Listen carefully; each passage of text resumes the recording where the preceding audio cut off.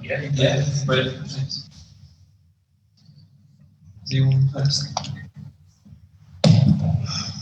Okay, Nick, Jonathan, start us off.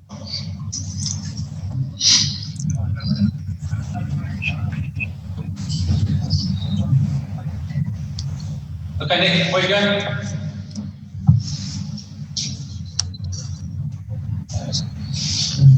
Was it me? Sorry. Hello, haters. Yeah, sorry. I was just, Frank, fantastic comeback. And obviously you're going to be very disappointed with being in that situation in the first place. We've heard on TV you've blamed some of the players for those individual errors.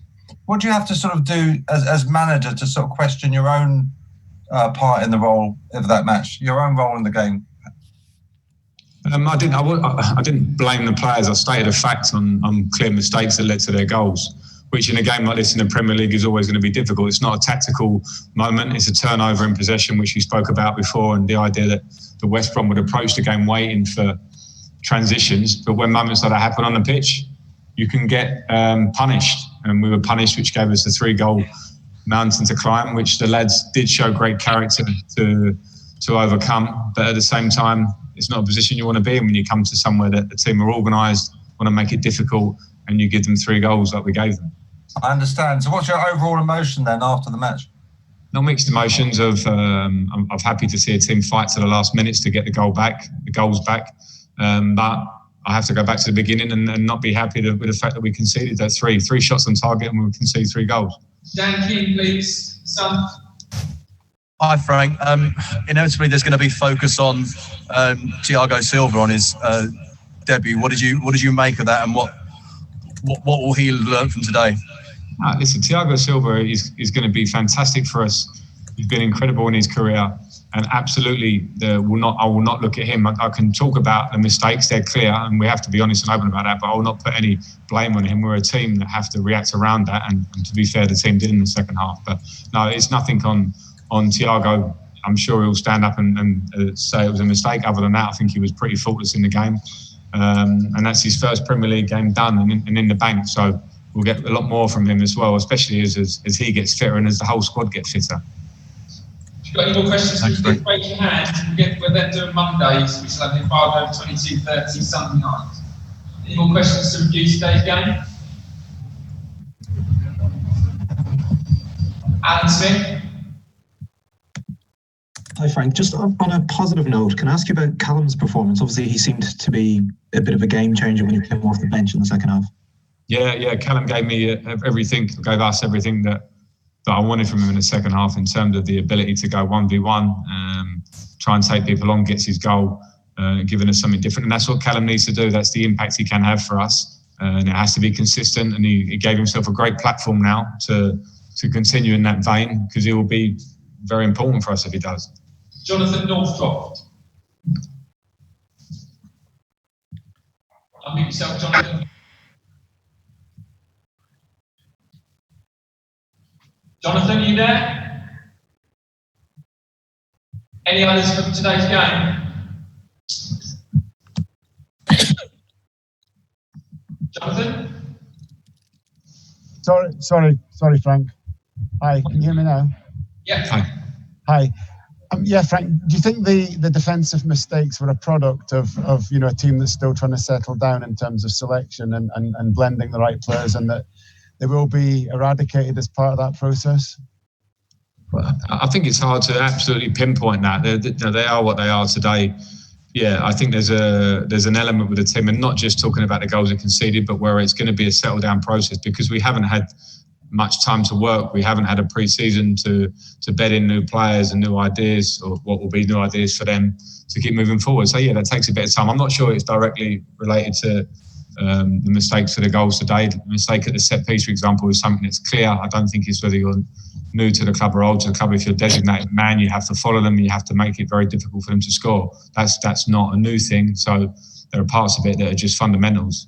Okay, last one in this section, Andy Dillon.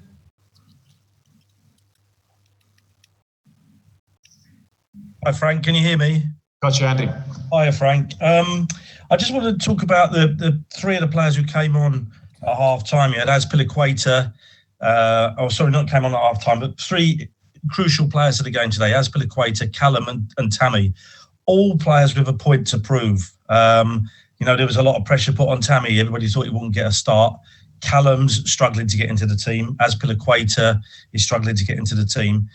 In a way, does this prove you right that you need to keep players sharp and hungry? Because they've come on, they've probably got a bit of a grudge against you for not starting, and they've come on and they've kind of proved a point to you, maybe? In a competitive squad with people who want to play, you always want that to be honed in a positive fashion. I never had a doubt with Aspie, for instance, because of the great professional and captain that he is for this club and has been. So I expect that. But it's great to see the reaction of Callum coming on and playing the way he did and making a difference, and Tammy. Younger players, particularly when players come into the club, have been asked it a lot already this season about how they will react, where will their place be in the squad. It's there for them. It's there for them to take it with both hands. A difficult game for Tammy today, where he has to keep working and fighting all the time to try and break down a back five that want to sit there, and he gets his reward at the end. So there were positives in the fact of those 3 you mentioned and how they reacted and how they played. We'll leave it there and we're going to do... Oh, can I just ask one more? Just one. Go on, go on. Yeah, it was just, I caught you on the TV, Frank, talking about, mistakes and whatever. And it took me back to the Sheffield United game. I know you came back to get a point from this one, but it still seems like you're giving the same speech about the mistakes and that sort of thing. And you've spent a lot of money and the pressure's up, but you still seem to be saying the same things to them. You said you learnt a lot of things that day, but maybe your team still haven't got that message. Yeah, and that's why we have to keep working, because you have to understand, be humble enough to accept the mistakes if they're clear ones or if they're focused ones or concentration ones, and the players have to get better. We're increasing the competition in the squad. We've done that. There'll always be a pretty clinical view in football that if you're going to make mistakes, you have opportunities to put them right. You have to work hard to put them right, and if you don't, then your opportunities are going to be less. And that's the ruthless nature of football. And yes, we want to improve this year from where we were last year, but there's a lot of work to be done. So I'll keep repeating the message, not just to yourselves, but I'll repeat that behind closed doors, because that's what it takes, repetition, to make sure we improve. Okay, that is the end of the review for today. Dismissed it.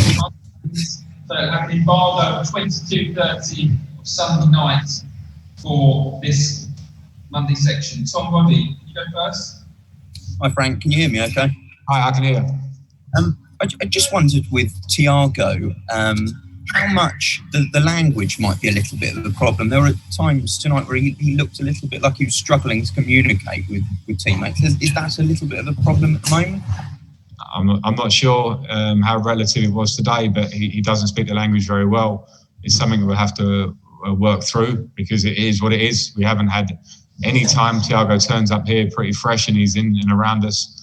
I'm sure we'll learn it quickly. Some players in the squad do speak languages that he speaks, French being a main one, but we have the lads here of Brazilian and Portuguese, Italian he speaks. So it's that one is where, again, if the language is a slight barrier, we need time to work. So that's what we have in front of us. Is he able to still show sort of leadership qualities despite that? Yeah, of course he is, and he showed that today. People are going to want to talk about the second goal, and that's fair play. That's the nature of being a top footballer that he's been all his career. But at the same time, other than that, I think we saw how he is and his leadership and his qualities, and we're going to see more of that. Daniel Matthews, Daniel. Hi Frank, can you hear me? I gotcha. You said on the TV that you can have as many meetings as you want, but if people make mistakes, blah blah blah. But is there actually anything you can do as a coaching staff to eradicate mistakes? Is it a case of concentration, or what do you think it is about a team that keeps making mistakes? Oh, well, I was relating pretty much to the set piece goal, because it's not. That's not something that's sort of difficult sometimes to analyse or be difficult, because there can be areas of the pitch where things could have looked different, or the shape of the team. When you're asked to mark a man, you have to mark a man. It's not something that I say when we have meetings to set out who marks who. If you let someone roll off the back of you and be free to score a goal, that's a clear mistake. And just quickly, you obviously you mentioned about Czech before this game and how you're keen to tap into his expertise to help with the goalkeepers. You've obviously worked with some great defenders in your time at Chelsea. Is it a thought to maybe bring one of them back in to work with the defence and get a specialist defensive coach? No. Okay, that's it. Thank you. Cheers, guys.